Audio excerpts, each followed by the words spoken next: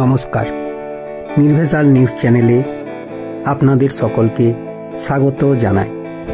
আজকের খবর একটি মর্মান্তিক দুর্ঘটনাকে নিয়ে। বিভিন্ন খবর মারফত জানা যাচ্ছে যে দিল্লির স্টেশনে একটি মর্মান্তিক দুর্ঘটনা ঘটেছে যাত্রীদের সাথে। এই দুর্ঘটনার কারণ কি? জানা যাচ্ছে যে কুম্ভ যাওয়ার জন্য অত্যধিক ভিড় হচ্ছে জেনেও টিকিট নিয়ন্ত্রণ করা হয়নি।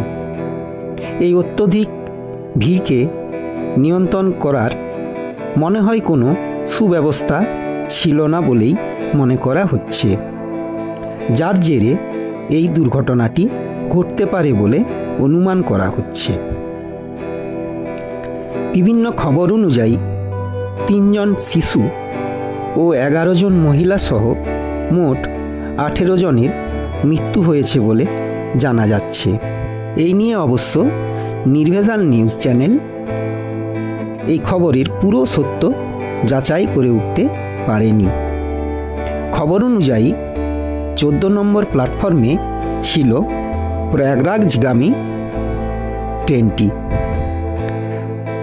সবচেয়ে বেশি ভিড় ছিল 12, 13 এবং 14 নম্বর প্ল্যাটফর্মে।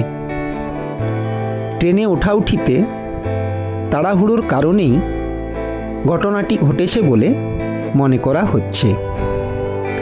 বিভিন্ন খবর অনুযায়ী জানা যাচ্ছে যে প্ল্যাটফর্ম নম্বর বারবার পরিবর্তন করা হয়, যার ফলে যাত্রীদের মধ্যে তাড়াহুড়ো পড়ে যায়। এই দুর্ঘটনার দায় অবশ্য রেল কর্তৃপক্ষ স্বীকার করে নিয়েছে এবং এক উচ্চ পর্যায়ের কমিটি গঠন করেছে, তদন্তের নির্দেশ দিয়েছেন। আবারও বলছি, নির্ভেজাল নিউজ চ্যানেল পুরো খবরের সত্যতা নিজে যাচাই করেনি।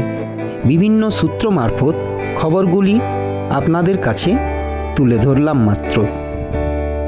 এই দুর্ঘটনাতে পদপিষ্ট হয়ে মৃত্যুর জন্য শোক প্রকাশ করেছেন মুখ্যমন্ত্রী মমতা ব্যানার্জি।